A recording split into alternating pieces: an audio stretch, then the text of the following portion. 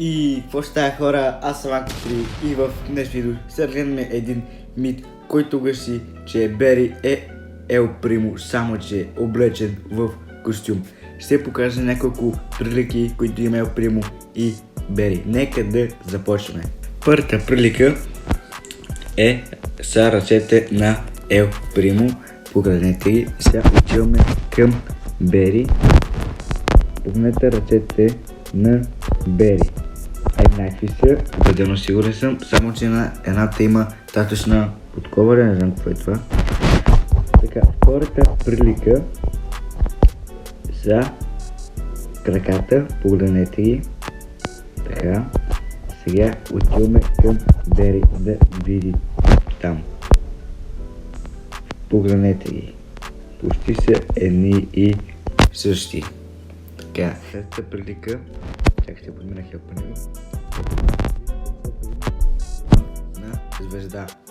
Сега отиваме при Бери и има тук една звезда, виждате ли? Иначе Бери няма костюм, но има звездата. Погледнете. Така. Следващата прилика на Ел Примо и Бери е това на ръцете. Не знам гривналия какво са.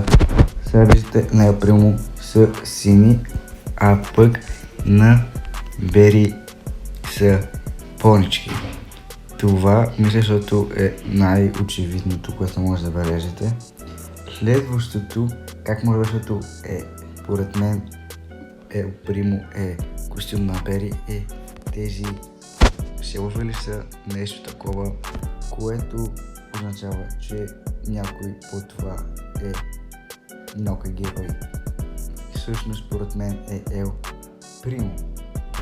Хора, това беше видеото за мит или реалност. Вие преценете това дали е верно. Ако хареса видеото, дайте лайк и се абонирайте за канала с каманка, защото на хиляда ще раздам Браво Пас Плюс. Така че нищо не ви коства, абонирайте се и получавате безплатен Браво Пас. И чао!